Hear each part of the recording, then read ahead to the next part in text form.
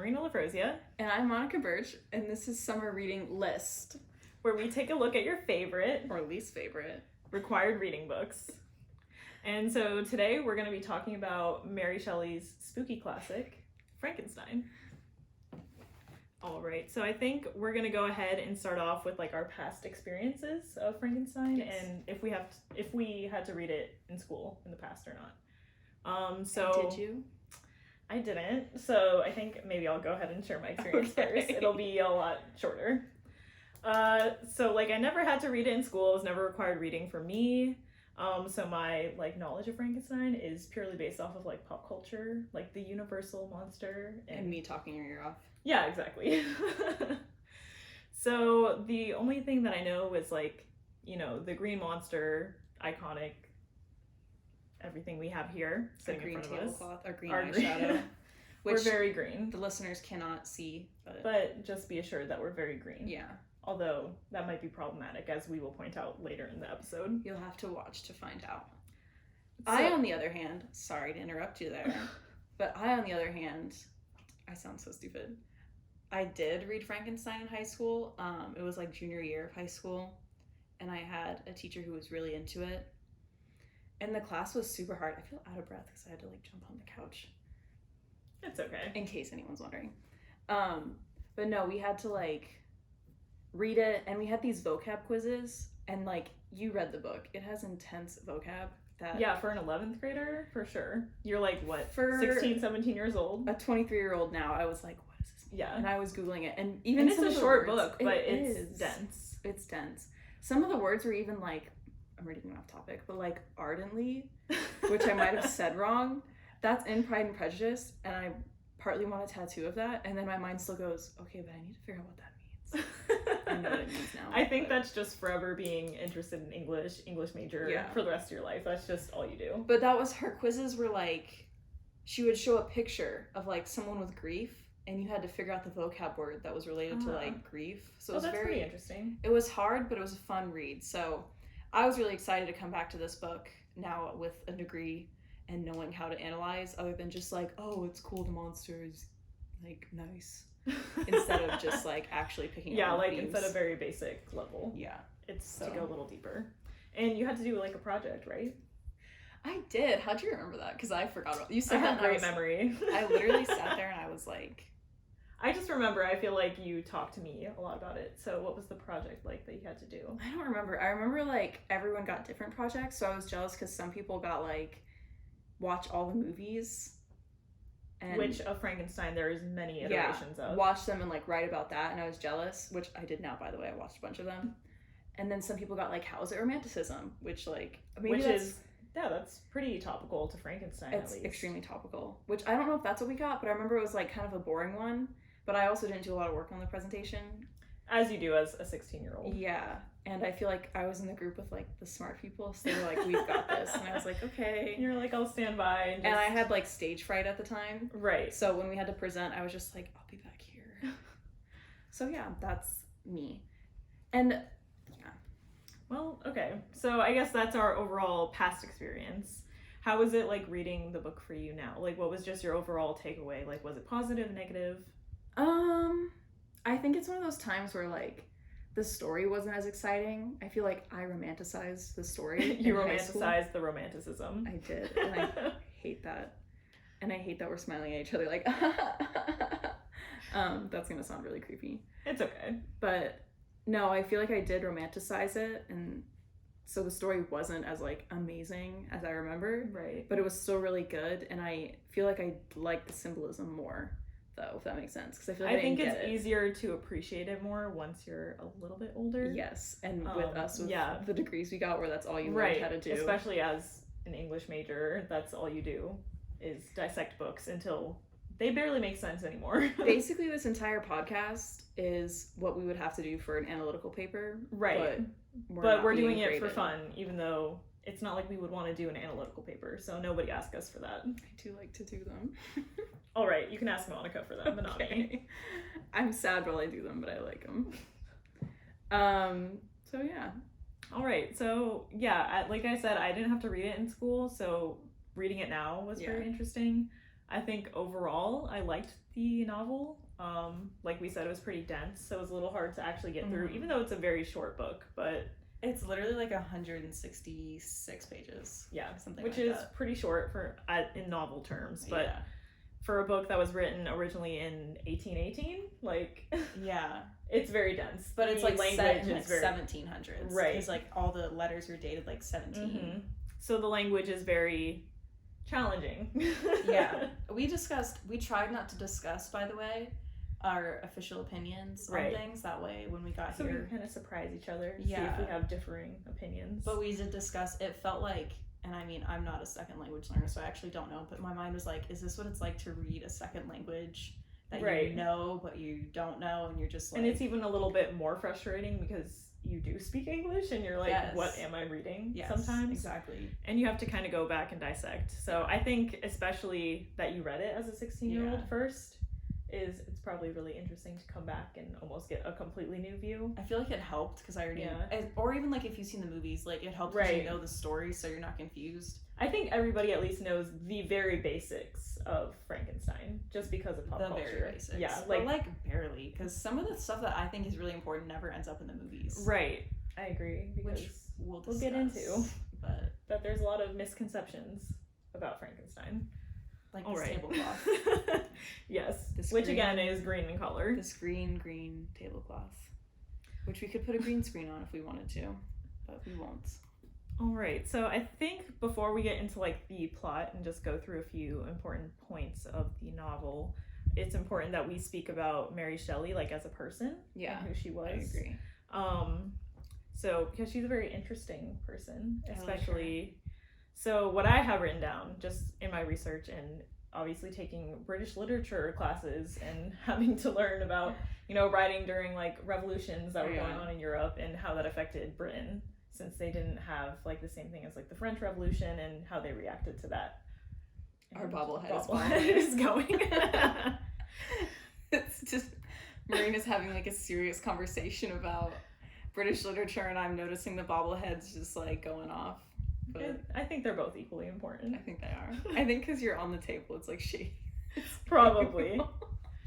Okay, so who Mary Shelley was, she's actually a daughter of two very famous writers. So her mother was Mary Wollstonecraft, and I hope that I'm saying that right. I feel like I say Woolens.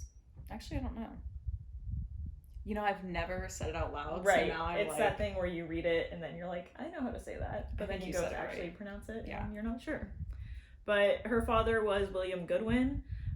So her mother was most notable for being an early women's rights activist. And so all of her writing was mostly based off of that. Yeah. Like she was an activist at her core. Early feminism. Yes, exactly. And so what I didn't know is because I'd never studied like her father or anything, just her mother in the British literature. In the background. Right. So I didn't know this, but it was very interesting to me that I saw that her father was one of the first like modern proponents of anarchism, which is pretty cool. I feel like she had a lot to live up to. Those were her parents. Anarchy and feminism. Right. Which are two great topics that we'll be speaking a little bit about, not completely. And in different books. Right, too. Exactly. So stay tuned even more. So that is a lot to live up to, but I think maybe she even surpassed expectations because she's like the most famous one, I feel like. I was going to say she definitely surpassed expectations. Right. Because Frankenstein is like... Like that's the most notable work between her and her parents who also have had, many different things. Argue it's one of the most notable works like ever. Like if you said Frankenstein, people would be like, yeah. Right. Like Frankenstein, she was the inventor of like the horror genre, she the sci-fi genre, the Gothic era. Right. Exactly.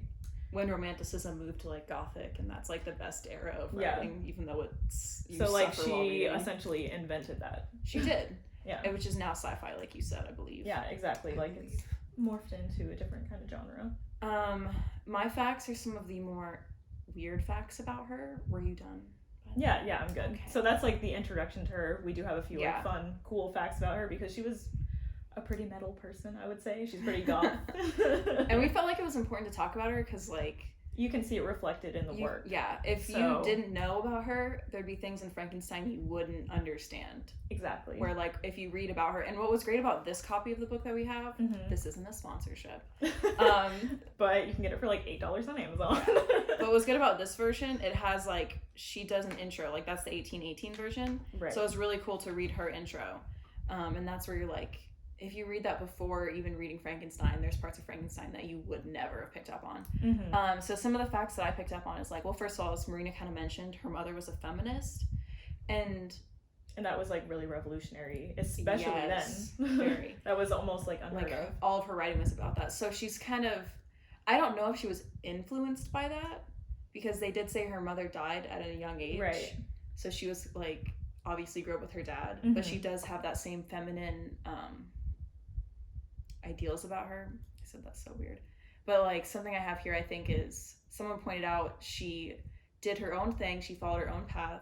She didn't listen to anyone else, and she financed herself because she was a widow by 24. Mm-hmm. So she was paying for herself through writing and through publishing things like Frankenstein. Right. So that would be like me. That's very as a person right now. Yes. Being already widowed and publishing my own novels. So wouldn't that be nice? I'm a little bit behind. Not the widow on part, both aspects, but the publishing a novel, which would be like unheard of back then. Right.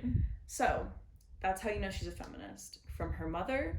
And I mean, it's not how you know. There's other stuff you could totally look up. You can infer from her writing. Yeah. Even like this work that we're about to talk and about. even in the intro, in the 1818 part, like you can just feel she's not like... Right. And so this forward is like after the 1818 version. She has edited now to this. Oh, that's right. 1838 version. Thank you. It's okay. But yeah, so it's actually her acknowledging that she's made edits to this new version, which is 1838.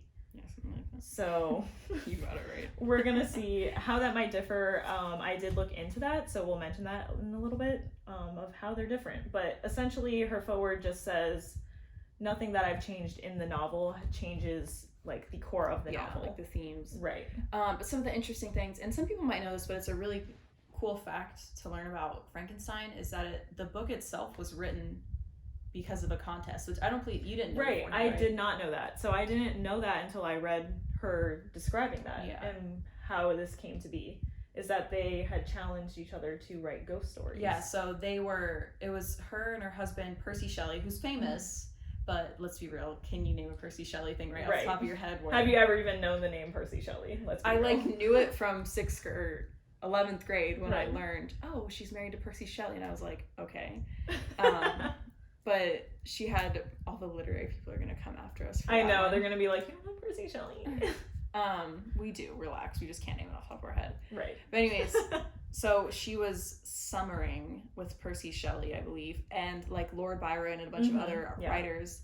And apparently it was like not good weather or something, so they spent most of their time inside reading ghost stories. So then they decided, let's do a contest. And according to her foreword, she said it took her the longest to come up with a story. Right, that everyone else had kind of already come up with a concept and that she had nothing. Yes. Yeah. And she had a dream. I thought that was so interesting. Because I feel like a lot of great things come from dreams, like... Which makes me really want to keep track of my own dreams. Yeah. And like in a better way than like typing on my iPhone notes app at like 2 a.m. when I randomly roll over. And then like a month later you're like... What does that mean? And you just delete it. Yeah, exactly. I've definitely done that. No, but that's what happened. She had a dream, and I actually marked where, so I'll make a point of this.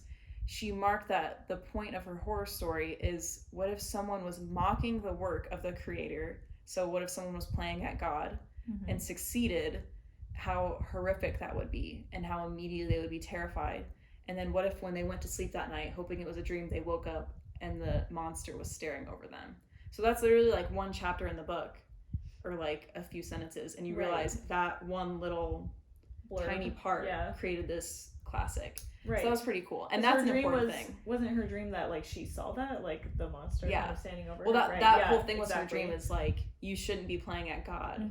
So that's an important part to remember, is Mary Shelley openly said, it's crazy that someone would be playing at God and deciding to create someone. So just a little spoiler for that's basically how Frankenstein came about, and they loved her ghost stories so much that I think her husband and others pushed her to they encouraged her to actually continue and make it into something bigger.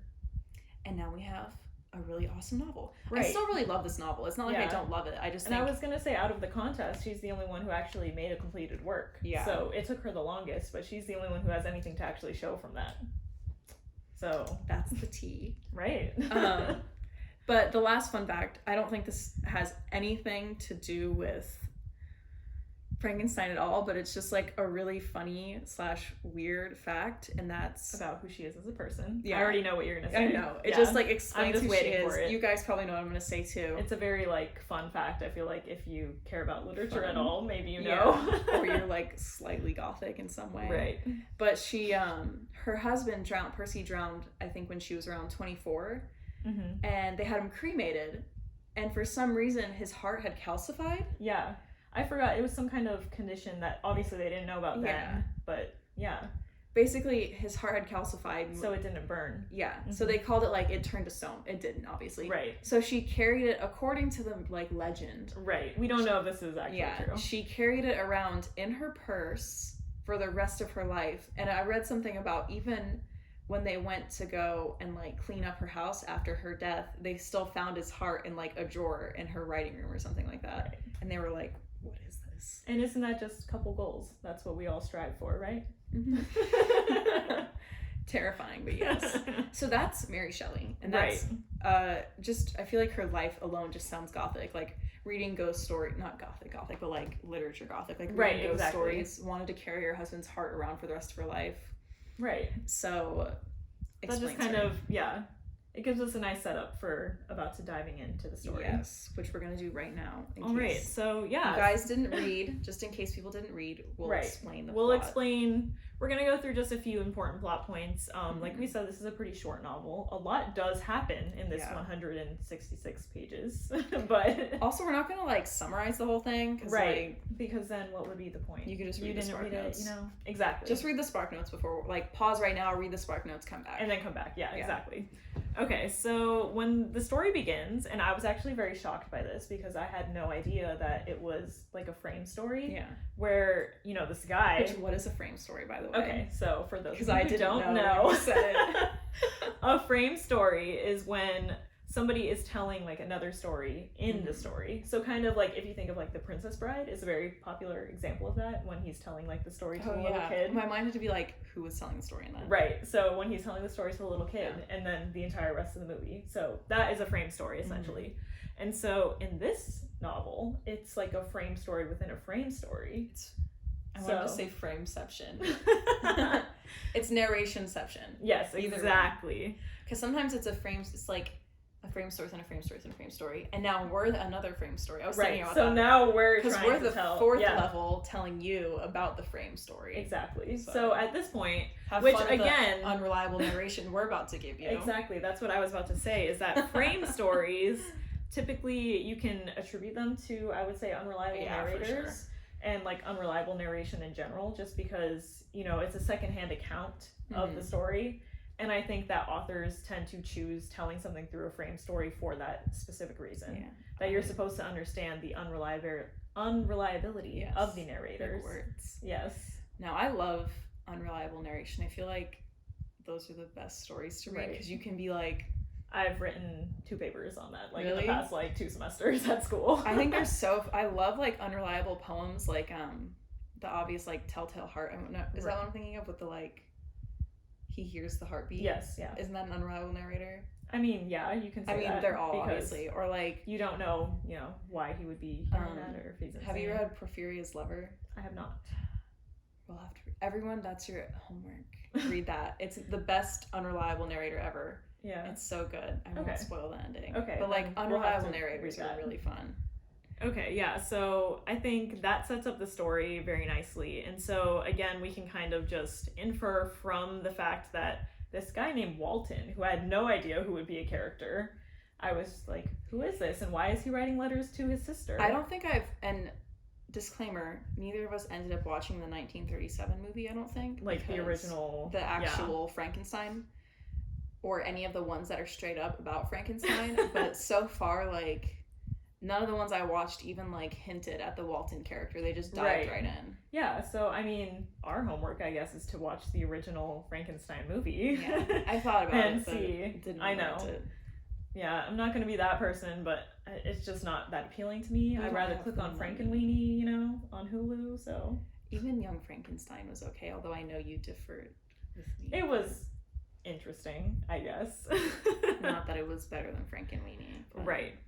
I think we can both agree on that Frankenweenie is just the superior Frankenstein film to come out of pop culture in general. It's so good. Did you know Frankenweenie has a 1980s version that's live action? It's on Disney right, Plus. and it is a Disney movie as well. So this is really a setup for Frankenweenie. Right, we're just trying to get a Disney Plus sponsorship. So Disney, if you're listening. All right, so as we go through the story, as we're talking about Walton, so he comes across Victor while he is on an expedition on his boats in the Arctic Circle. He wants to see the North Pole. He thinks there's going to be some big scientific discovery. Right, which again, that kind of plays into the novel as well, the importance of science and how it is bad, how it is good. Yeah.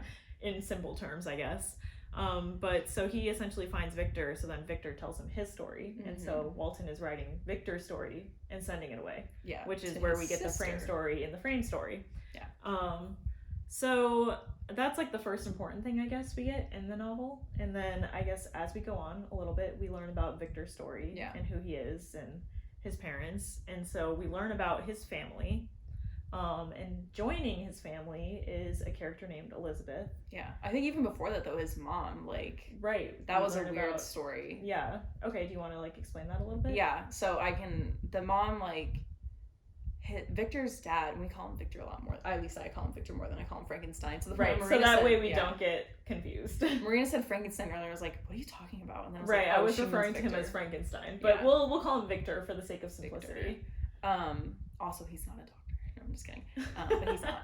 But no, so first of all, it's a little weird how Victor's dad, what is his name? Alphonse meets his mother. It's his friend becomes poor and dies, so he takes in his daughter and ends up marrying her. Right, so after 2 years. Probably a solid 17 to 20 year age difference. I'm giving them a little leeway with 17, but let's be real. Yeah, especially because the way that it's described is he was her protector now, which means he had to marry her. Which necessarily isn't bad. It's just the idea that it's your friend's daughter. Right. It's just but as we see, that doesn't matter apparently in 1818. Well, this is set in the 1700s. It also really doesn't matter now. I guess it would be a little weird. Right. When we are getting too old for Leonardo DiCaprio. Right. But no, so that already sets a weird tone. That already set a weird tone for me because I was okay. And he was telling it as a positive, which of course you would as your parents, but you have to remember of course Victor's going to tell something positive about his parents, and Walton really liked Victor for some reason, was obsessed with him. He was infatuated with him. Yeah. Well, with him, really. But that probably did not sound like English at all. But yeah, he was really into him. So anyways, it was already weird when the mother showed up, so then it kind of paralleled when Elizabeth showed up, because that's the whole reason they found Elizabeth was because of the mother. So because of the mother, yes.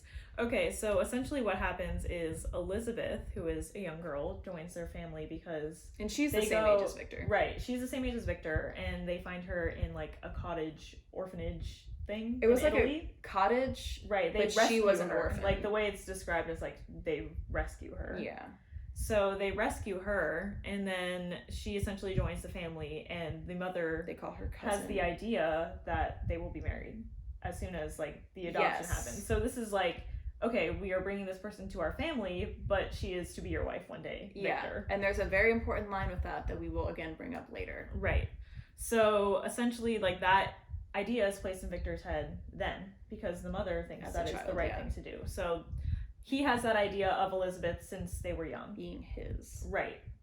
A possession of sorts. Yes. An they object. Are betrothed? Betrothed? Betrothed? No. Betrothed. I cannot talk today. Betrothed. Okay, so after we learn about that... Both of our hands just went like that. I know, we're just moving. If anyone listening wants to know, we kind of just flopped our wrists around in circles for a while. Which is, essentially how we mean, okay, the next point that we're going to bring up. So after we learn about that, Victor is telling Walton about, all of that, his childhood, his family. So after he kind of goes past his family life, he goes into the creation. But the creation of what, you might ask? Who knows?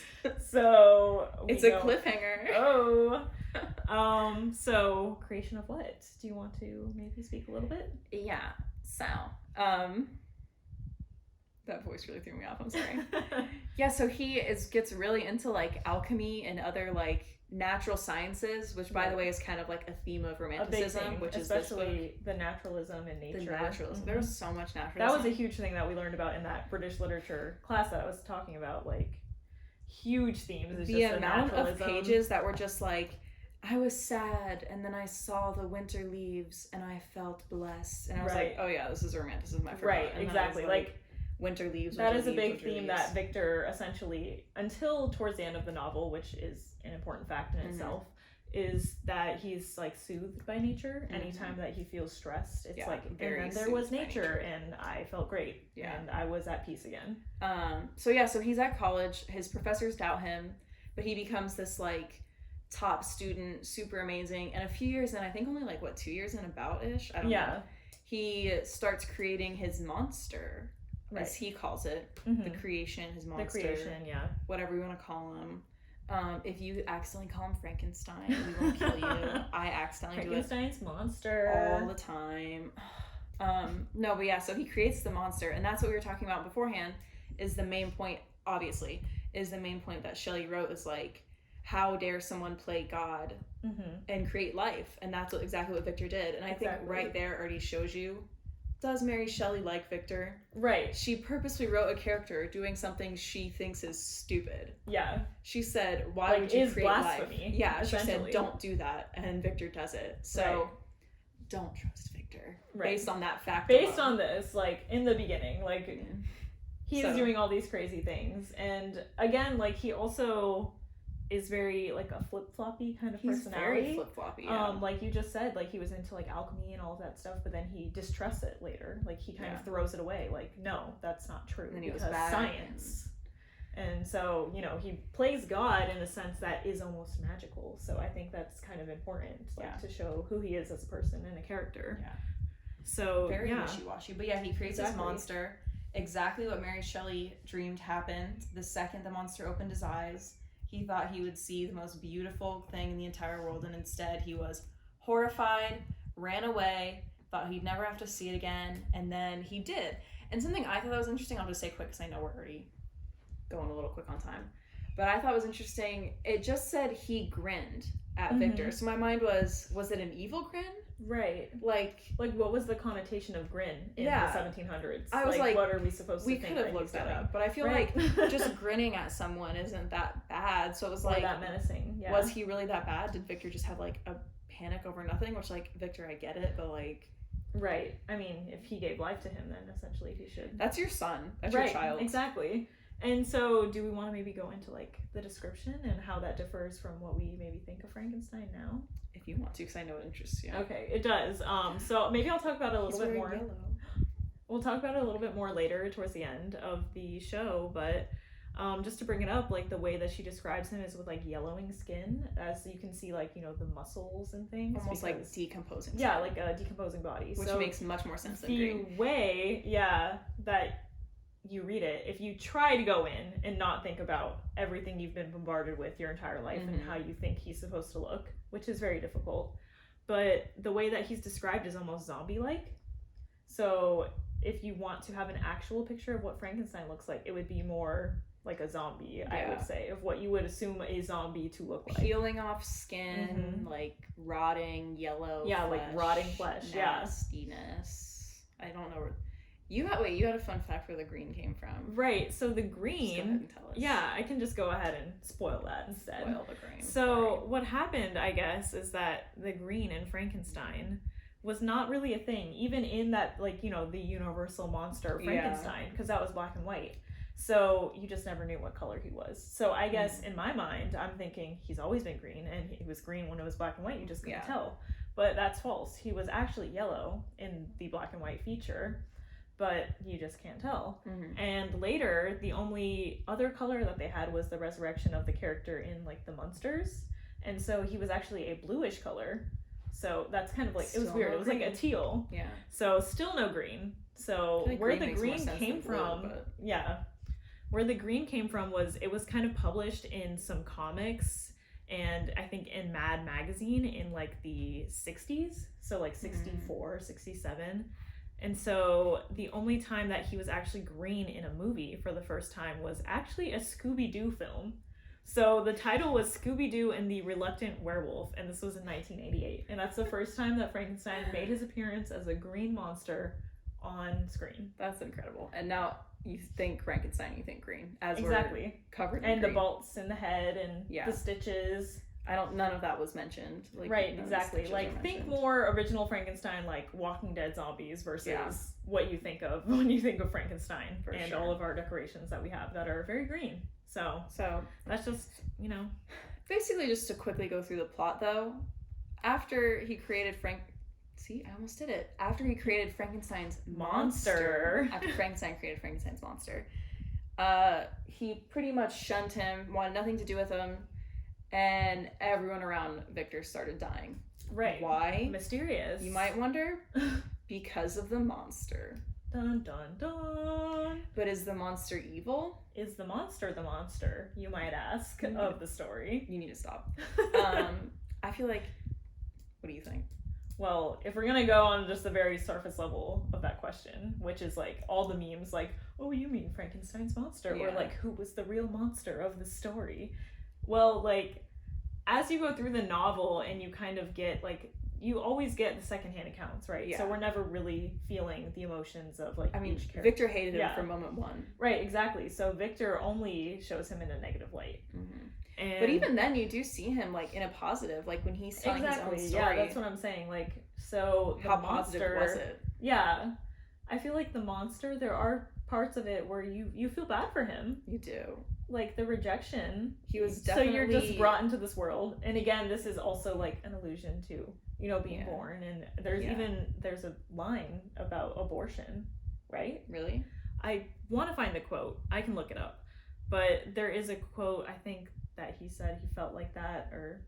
I don't know. I'll have to look it up. But I mean, that's basically it is kind of like an allusion to that, because like it's somebody not being wanted right from when he's born, and then he continues to be rejected by everybody that he tries to feel any kind of attachment to. And keep that in mind, because that's the theme we're going to talk about in a second. Right. So basically, just to, like I said, to get it over with, the plot summary, everyone on Victor starts dying because he can't just face the monster. When he does, he kind of flakes. He promises to make him a bride, then he won't. Right.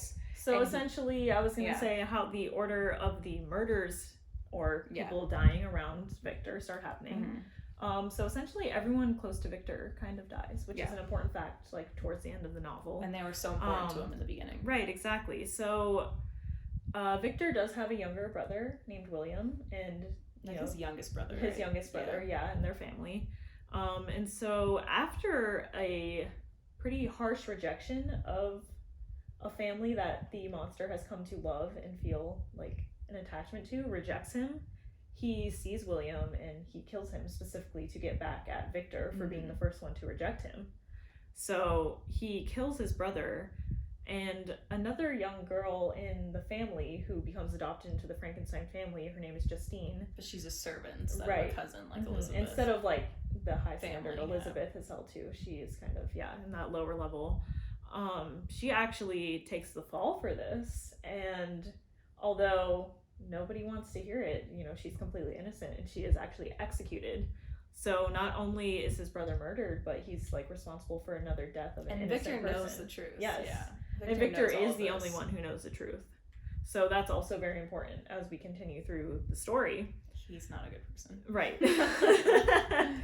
And so the reason like that whole section is important is because, again, I was talking about how he gets rejected, the monster, from this peasant family that he's kind of been like shadowing and living off of. Like, he feels a connection to them. So it's like a family that consists of like an older gentleman, and he's blind. Mm-hmm. And so there's like a young girl, and there's also a son. So there's the old man, his son, and then a girl, and then there's a foreign woman who also lives with them. So they're all in this little peasant cottage, essentially, and the monster kind of forms an attachment to them by watching them for so long. So he's just kind of watching their everyday life. So he learns from them. He actually gets books and he starts to read after learning the language a little bit by copying the sounds that the people would make. So he essentially watches them to learn how to live as a person. Yeah. Which again, he's becoming more human in that way. So development. Exactly. So after that, he thinks that he understands them enough that he could maybe get through to them, and maybe they won't see him as a monster, essentially, because he learned everything he knows almost from them.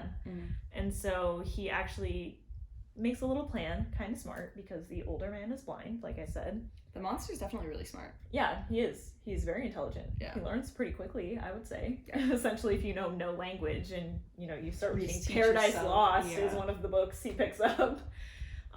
So he goes up to the old man when he thinks everybody else is gone, and he tries to kind of introduce himself, but then the rest of the family returns, and then they actually all beat him, and so it's a very harsh rejection. I knew that happened, but it still made me sad. I know. So it's a very harsh rejection, and you know that's when he goes and he kills William because he's trying to get back at too much rejection. Right, he's trying to get back at Victor because he wouldn't be feeling this pain if he was never brought into this world. Yeah, essentially. So after that, we go on, and so we talked about how Justine gets blamed for this murder. She's executed as well. Victor begins to feel intense guilt. He's the only one who knows the truth. But he's not going, oh, poor Justine. He's like, oh my poor God, me. myself. He said something that really caught me off guard with Justine's death. He was like, at least she'll discover peace after life. We'll all have to live with it. And I'm like, boo-hoo. Yeah. You didn't just get executed. He almost romanticizes being dead. Yeah. So he doesn't have to deal with this anymore, which is like, it comes up a few times, which I think is kind of interesting. Like, I get it, but I'm also like, okay, but she did just get executed because you didn't tell the truth and you're going to pretend like you have it worse. Anyways. Okay, so then, again, as we go on, more people kind of die around Victor. Everyone. So Victor has a close friend from his childhood who he's grown up with, whose name is Henry. Talks about all the time. Right. So Henry is, at least what I notice is he's kind of a foil to Victor. So I noticed that. Like they have almost a parallel life. Artsy, like us. Yeah. Victor's very like science. Right, exactly. Which isn't bad. So like essentially, you know, they've grown up together. Henry takes care of him. Victor is the same to Henry. They're very close. So Henry kind of follows in Victor's footsteps eventually because Victor's kind of like, hey, like, why don't you do this? Like, science, it's the best, you know, come join our side. And so then, like, Henry is always described with a lot of joy in contrast to Victor. And, you know, you kind of feel that Victor resents that a little bit, even though, like, Really? Henry... I feel like maybe he doesn't necessarily resent, but I feel like in the writing, you can feel like as that's the foil to Victor, that maybe he wishes that he could be like that. But yeah, another fun fact is just that every time I read Henry's name, I would just think of Henry Cavill. So, you know, that was fun to just picture Henry Cavill, Superman, The Witcher, as we're reading Frankenstein. I weirdly pictured like a large man, like as Henry the VIII. I don't know why. Like, that was my picture. There's just very interesting connotations to the name Henry, I guess. It's my grandpa's name. But yeah, so the reason that we're bringing up Henry and how important he is to Victor is, again, everyone important to Victor kind of falls victim to death. So does Henry. So he actually is killed by the monster that Victor has created. And do you want to explain maybe why he did this to Henry, the monster? I want to say Henry was killed because Victor decided not to create a female for like a companion for the monster. So the monster really wanted a companion. Victor decided again. He was creating it. Yeah, he was like in the works of it. Yeah, like and there's the scene when he's, you know, making all the plans and he's very conflicted with this and he kind of just wants to do it so the monster will leave him alone and leave his life be. But then he has a vision of like, oh no, what if they have children and then they have like, you know, the spawn of Satan like roam the earth. And it's like very strong imagery when his face is like pressed up against the window. I Yeah, think the monster. he's very yeah. close, yeah. And so that's when he decides, no, I will not make this companion. And he essentially like gets rid of all of his plans and everything that he had going towards making the female companion. And so in response to this, Henry pays the price. Yeah. The monster strangles him, which is his chosen, strangles murderer. Practically everybody. Yeah, exactly. So here we have Henry dead. And it's important to know that Victor is actually accused of being the murderer for Henry's death, because he like falls asleep on a boat essentially while he's just kind of drifting so again off. He's trying to find solace in nature. Mm-hmm. Exactly. So fancy word. He actually wakes up on the boat, and then people are like, "Oh, you're the only person out here, and we just found a body." So which is what happened to Justine. Right? Yeah. I just thought of something. Oh, okay. Well, maybe we can hear in a little bit. Okay. So essentially he gets blamed for that, and he turns to his father. His father rushes over there. Acquitted. Right. He is acquitted because there is only circumstantial evidence, essentially, because he's found near the body. So he is acquitted for Henry's murder, but he does spend a little bit of time, in prison or whatever. Jail. But so after that happens, he kind of confesses to, his father in a little bit. Mm-hmm. So I'm kind of jumping ahead a little bit. Go ahead, yeah. So, like I said, they can read the Spark Notes. Right, exactly. So if you're not caught up in understanding what we're doing, just kidding. We'll explain. Yeah. So essentially, that is a big turning point, I guess. After he feels like this tension with the Henry's monster. His closest companion. Yeah, that was like his confidant, his best friend since they were children, and so they go. What happens is Elizabeth. We talked about how they were to be married. The monster actually makes a threat to Victor, and he says, "I will see you on your wedding night." Mm-hmm. And so this haunts Victor, essentially, and it is all he can think about when he confides in his father, and his father is like, the wedding, it'll be great, everything will be fine. And so they get married, and it is their honeymoon night. And so do you maybe want to talk about what happens then? Elizabeth gets strangled. Right. Which we couldn't see coming.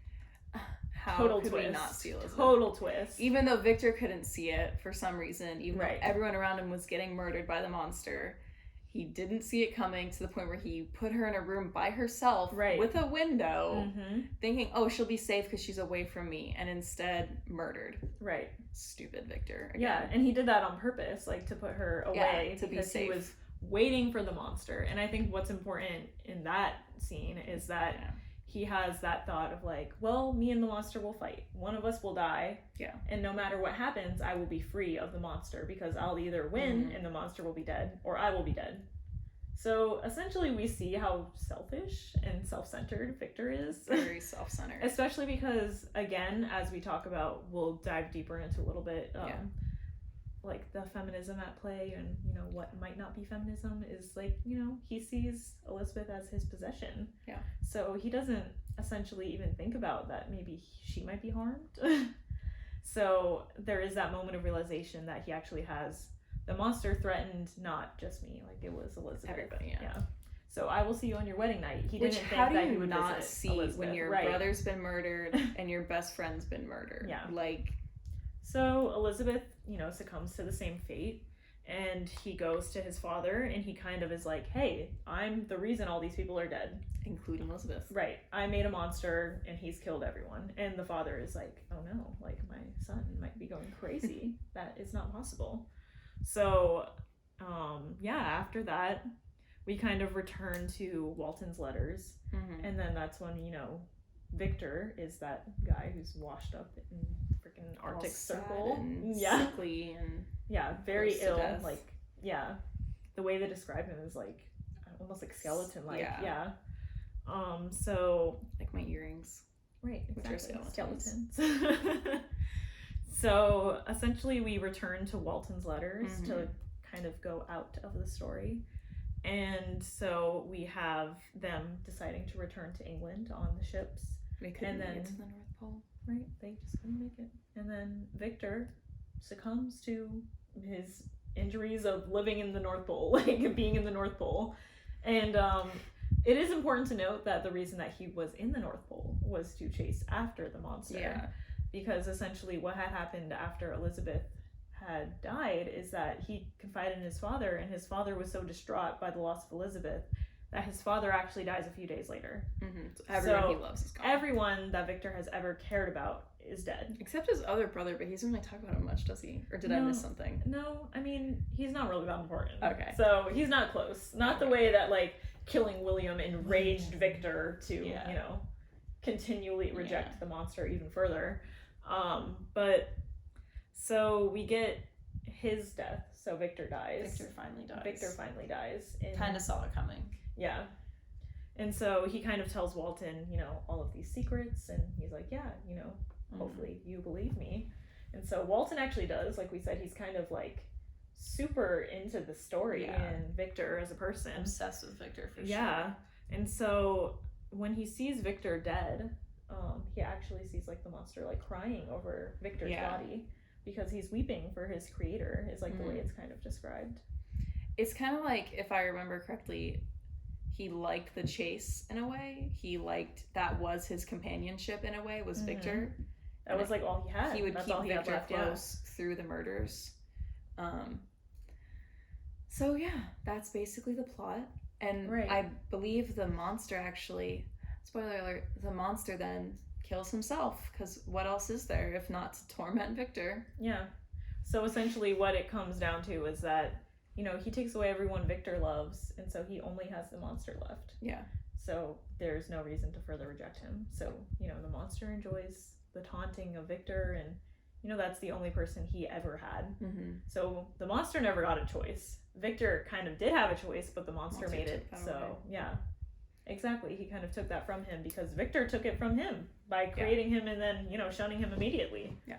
So, you know, I'm not going to say, like, he got what was coming to him, but he kind of did a little bit. They both did. I mean, there was some innocence lost in the way. Elizabeth did not deserve to be strangled on her honeymoon night, but, you know, there's a bigger story at play here. So, yeah, that's basically the whole plot. Right. So those are, like, kind of obviously, you know, we've missed little bits and pieces here, which we might kind of dive into with a little bit of the themes we're going to go into, but... Which I loved. Right, so I'll try to condense. That was the main plot of the story, and that's how the story ends. No Victor, no monster. Right, so... Only Walton. Exactly. Walton is the only the one true in survivor. The end of the novel, yes. Okay, so, I mean, did you have, like, a favorite part, maybe, of the novel?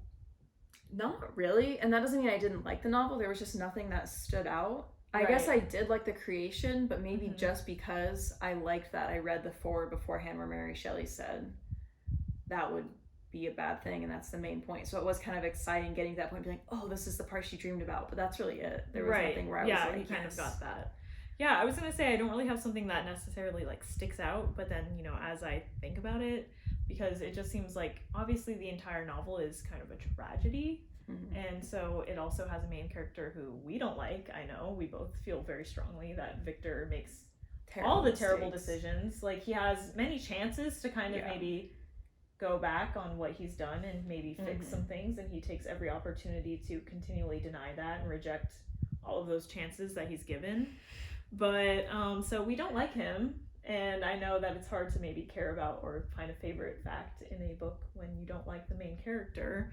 But I would definitely say, like, the realization he has of the monster's threat not being for him. Yeah. Because, again, like I said, like, Victor was extremely self-centered, and I don't know, like, that realization that he has when he hears Elizabeth scream, like, the way it's described is, like, he hears Elizabeth scream, and he knows that the monster didn't mean that he was coming for him, that he was coming for Elizabeth. I thought you were going to say his death, and I was like, you're cold. Oh, my God. I mean, maybe, but I don't know. I think that was just interesting. Like, I really love hearing, like, the inside thoughts. He's no longer he's still self-centered, but he realizes he's been self-centered in a way. Right. Yeah. That he had no idea that it was caught off guard completely. I will say, though, since we're kind of on the topic of things we liked, and I know there's a lot of, it wasn't so much this, I mean, I like the story, but it wasn't so much the story that stood out to me, it was the themes. So I did want to talk about some of the themes that I really liked. And obviously, like, I'll just get this one out of the way almost, because I feel like we've already mentioned it, is the unreliable narration. Mm-hmm. And I think because of the unreliable narration, blah, blah, blah, blah, it sort of like paves the way for the other themes, because you can realize, is Victor right in this moment? And there's certain points I wanted to like point out, like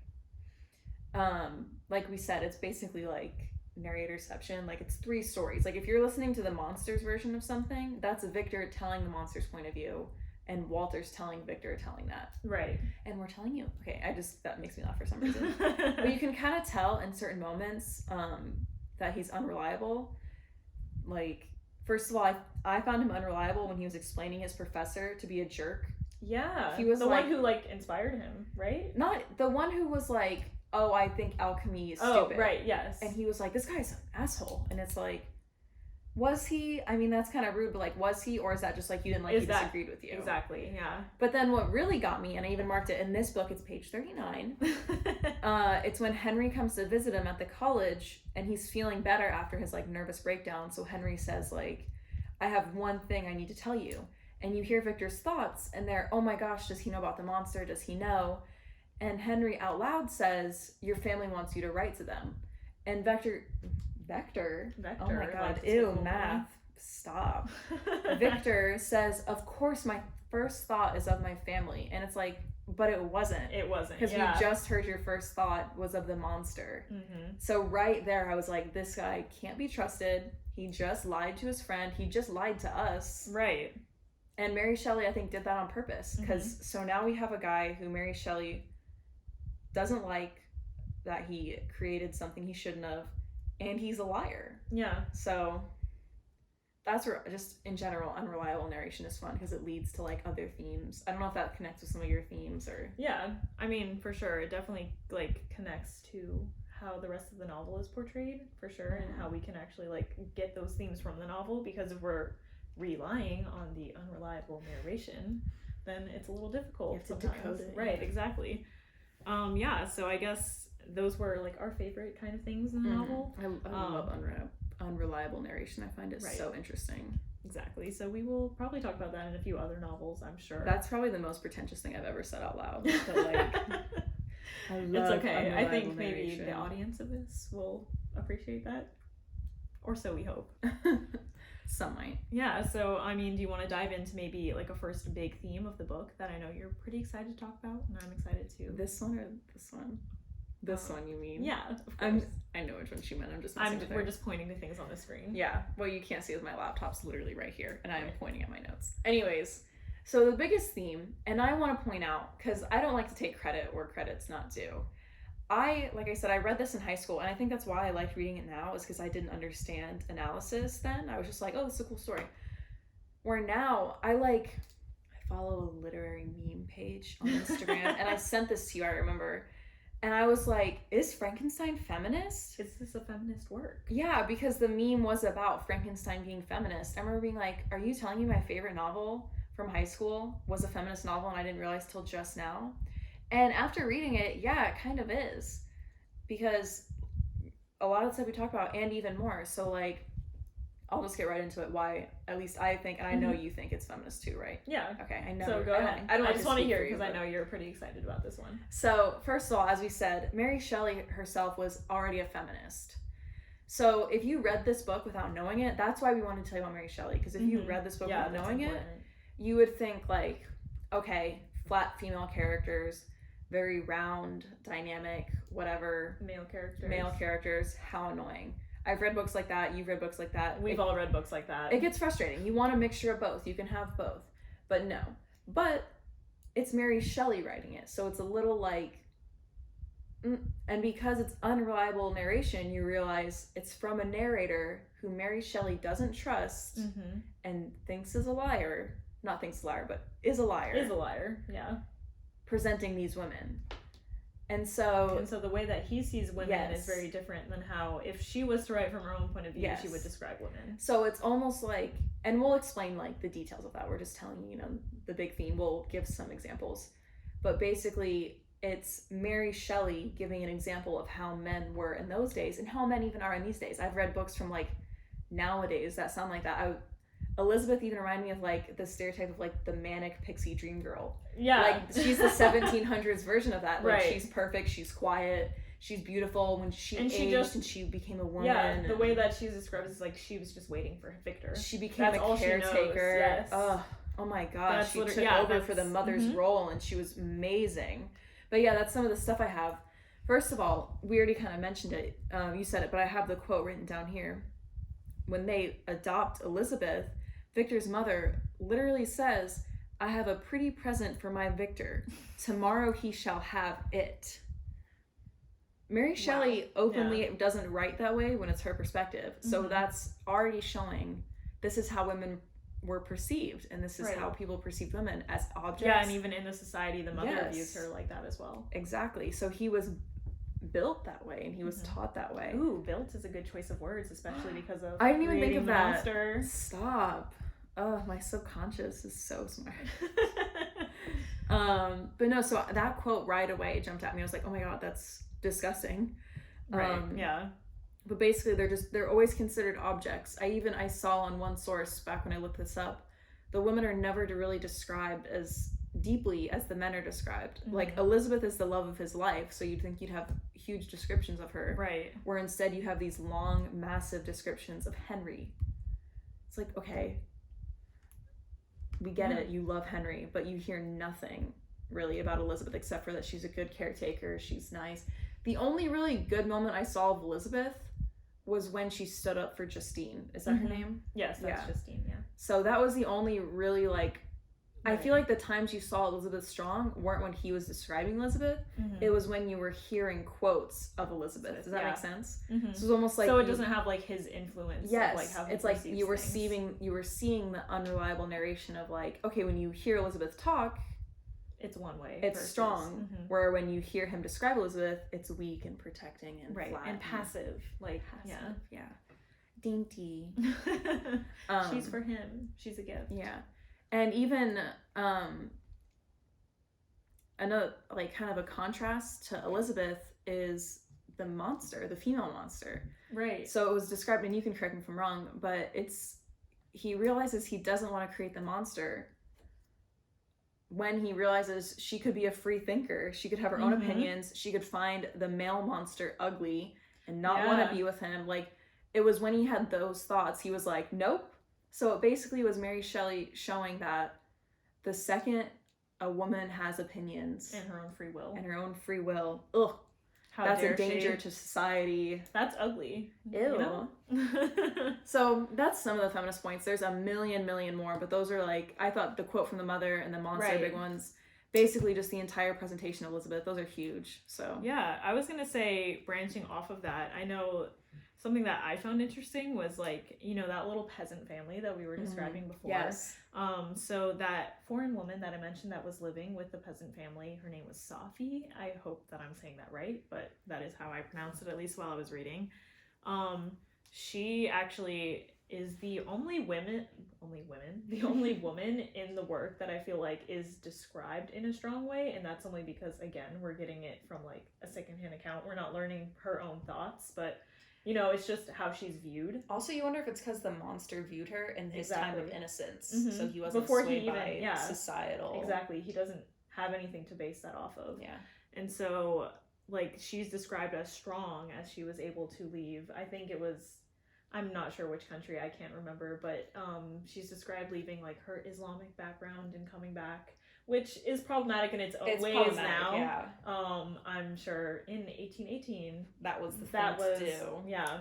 And so I kind of find it funny that she leaves, like, her Islamic background and comes to be a Christian, and so now she is radicalized. Like, she is a strong feminine woman because she joins Christianity. The flaw. Which is pretty funny. The white feminism. Yeah, exactly. The white feminism TM coming out from Mary Shelley. There had to be one thing that was a little bit interesting, but that's the 1700s. Yeah, so I mean, the way that she's described is a way that is strong and empowering to her. that she was able to leave anything at all. I think obviously if we were to make a modern version of this, maybe it would just be like her leaving Her family, a bad situation, maybe, you know, abuse or I something think if like you that. just look at it like that, like if I can't remember if she had a bad family or not, or if it was just the religion, but yeah, if it was someone leaving a bad family or a bad home life, that's one thing. But it is funny that not funny, but like that in today, that, you know, jumping from one religion to another is not going to grant you like that is the strong feminine woman of 2020 versus you know, back then. So I don't know, that was just another interesting thing that I wanted to point out. But it's her like being feminist in the time, right? Exactly, like that was her view on. She was strong enough to leave one bad outcome that she thought was bad in her own sense to come stay and be poor with this peasant family, and that's a better outcome for her. Yeah. And so obviously, like you said, the monster sees her in that way, and we see her maybe as she truly is, like a strong woman, because he doesn't have anything else to base that off of. Yeah, this is getting upset. Right, realizing exactly. the rejection of society, the additional rejection, past Victor. More rejection. And I think I just have something interesting, but I can't remember. What I find interesting is this feminism isn't obvious.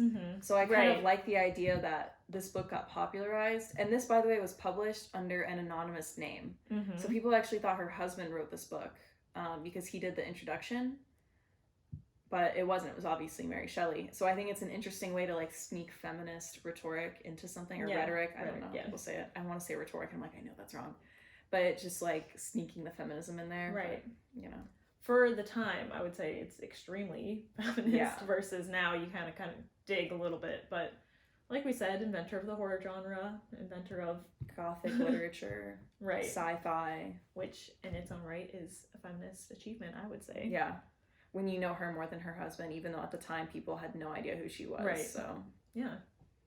So, yeah, I guess that's a pretty big one we wanted to discuss. Yeah, and there's more about it. It's just... Yeah, you can definitely dig, and there's a few quotes that we've probably missed, but... I think the mom one's the biggest quote. Literally saying, Elizabeth is yours. Yeah, that you can really see, you know. Also with this book, though, like, there's probably 100 themes being talked about. Like, yeah, that's true. We cannot discuss them all, or otherwise we'd be here for hours. We're just really talking about the ones that we think are interesting. Right, like which ones we kind of want to discuss. So...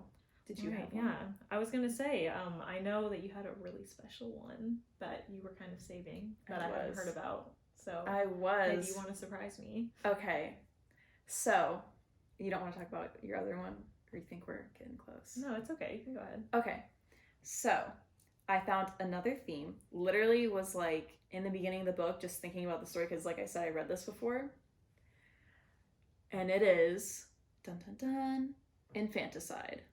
Oh, interesting. How Which, so? It sounds so weird when I say that out loud. I feel creepy.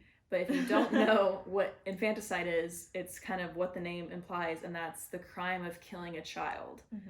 And you may be hearing me pick up on it just from what I'm saying. Right. But in literature... And what we've already said. Yeah, and what we've talked about. In literature, it can be considered more broad than just a child. It can be anyone who's considered childlike, anyone considered, like, innocent, because children tend to be innocent. And it's a common theme in literature. I have some kind of notes about it just to get like a backbone. And that's like, the reason infanticide is such a common theme is because it goes so far against human nature. Because one, it's murder. And we really shouldn't murder. Right. Whether you're religious or not. Yeah. You shouldn't murder. I think we can maybe all agree on that. Yeah. Number two, you're killing the innocent. So it's not even like the argument of like, do you do the death penalty for a guilty person? It's literally killing the innocent. There's no argument of whether that's right and wrong. And on top of that, I think what combines them is it's ending society as you know it. Because if you kill the children, society can't grow. There's no growth in society. Left, So you're defeating, I feel like I don't like this, but I feel like a huge part of society is you have to grow society. You have to keep producing and reproducing. And so anyways, that's why infanticide, I feel like, is a huge theme of this book. And usually when infanticide comes up in a story, not good things are going to happen. Right. I mean, you can kind of You're committing a sin, bad things are going to happen. Which kind of goes into that play of the whole religious aspect of the novel as well, which we've touched on a little bit. And the thing about the infanticide, I'm so excited to like nerd out to you about this, even though it's like the creepiest topic, but this is a creepy book. By the way, the book's not like creepy, like you think, oh, it's gonna be scary. It's not. Yeah. It was probably scary in like 1800s. Yeah. By but today's standards, you can. It's good. Yeah, It's more like a thriller. Yeah. But anyways, there's themes of infanticide with, first of all, Victor creates his monster. That's basically his child. Wouldn't you agree? Yeah, I would say so. You can disagree if you want, but again, I was mentioning that thing about the whole abortion thing. Yeah, exactly. I found that line, so after you go on to this, I will include that as well. Perfect. So it fits. It's the monster is Victor's child, and like the second he's born, he's like, nope, don't want it, not mine, not gonna take care of it. Not taking care of an infant, that's infanticide right away. So that's trouble, because that's a kid no longer being helped. So that was crazy to me. So I'm just trying to see my notes. There were other small hints of it to like prove a point, like when William dies. Is that his name? Yes, his brother. Okay, yeah. Yeah. Elizabeth goes, oh, it's my fault. Like, she blames it on herself. She says that I killed my son or something. She basically says, I killed a child. So that's just like, there's just little, the basic point is what Frankenstein is doing to his monster, but there's little things that kind of hints at it, like the feminism, you know what I mean? Right, yeah. An interesting thing, so I emailed a professor. If you're a UNF student watching this, I emailed one of my professors, who you probably realize talks about infanticide, and he was like, yeah, you're right. And he mentioned something else, which is let me see exactly what he said. The logic of the infanticidal, which is the invisible, not explicit, but implicit, with its consequences arriving at some intermediate point in the future. So basically, like, not explicit infanticide, but like some sort of infanticide happening. And I think that does happen in the book as well. He didn't say that directly about Frankenstein, but he sent it in my email about it. Right. So I kind of like was like, And I felt like that in the book, because there's specifically points where that basically means, he used some examples from our class, but an example I can use from Frankenstein is Victor created the monster, so that's his creation. Right, they're connected. His child, essentially. Yeah. But in a way, William can be considered his child, because aren't we all supposed to protect the innocent? And he and Elizabeth were kind of the caretakers of them sometimes. Yeah. Like, Elizabeth was mostly... And that's because his mother died. Because his mother died, Elizabeth became the parent, and the two of them were connected. So there was this kind of connection with William, that he was the younger, Victor was kind of not his father figure, because he had a father, but it was like a symbolic second father figure. But because Victor committed infanticide with the monster, that caused the death of William through the monster. Right. So the logic of the infanticidal happened. I don't know if that's going to connect. You guys can look it up. But do you get what I'm saying? Yeah. So essentially, like, William, if you view it through that lens, since he is the innocent in this picture. Yeah. You always think of the childlike, the innocence. Victor killed the innocence. So Victor, essentially, as Elizabeth, had to step up into the role of being a mother, because he was the one who's like, oh, you're supposed to, Elizabeth belongs to you. Yeah. So essentially, you're, connected to her in that way, where he's sort of a father figure. Even though they still have a father, he is that father-ish figure to William. And so, because of what he's just like done, an older brother tends to be a father figure, especially from, like, they have a huge age gap. has a big influence. There is a large age gap. Victor. Yeah. So it's just the fact that because of his actions, that William died. His infanticidal actions, William died. Yeah. Then you can say, that he was the cause of that. Yeah. And that is true, as we know. William wouldn't have died if he never rejected the monster. So he killed So maybe William. not even, if he never made the monster, William would still be alive. If he never rejected the monster in the way that he did. Which the rejection kind of ties into what I was saying, where that quote that I did go and find. Yes, go ahead. So the monster describes himself as an abortion, which is sad. But so he says, I, the miserable and the abandoned, am an abortion, to be spurned at and kicked and trampled on. And so when he says this, he literally was all those things.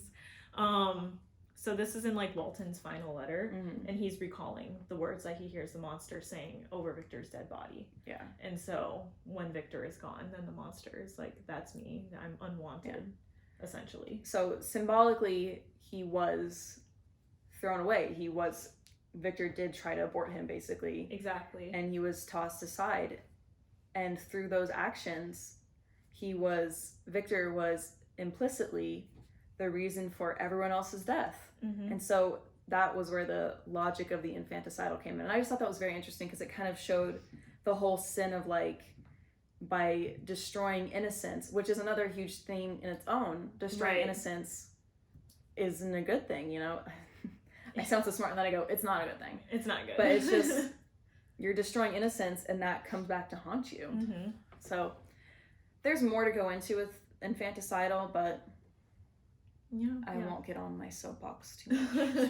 You'll step off and then... I'll step off. You guys can look into it. You can contact Summer Reading List Instagram if you want to ask more questions about any of this stuff. Yeah, and if you're watching this instead of listening, or even if you're listening, we can include all those links in our little description box, so you can follow those for updates as well. And you know, you can sound off, let us know what you think. If you hate our interpretations, tell us what you interpreted. Or if we missed a big theme because we talk too much about one thing and we don't get to everything, let us know and maybe we'll include it like in a future episode. I mean, I think that's what's fun about literature is like it's a puzzle, but you could have different answers as long as you have a backing. Exactly. Like it can be about wisdom versus knowledge, which that's a huge theme, and I know that was one you might have brought up.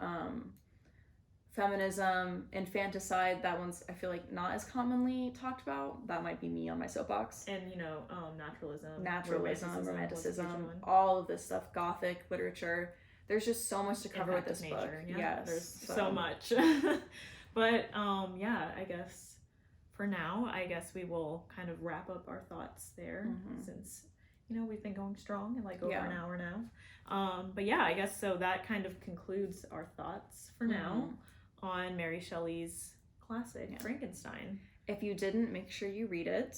Watch the movies. Like we said, we loved Frankenweenie. Would recommend that one. Young Frankenstein was good.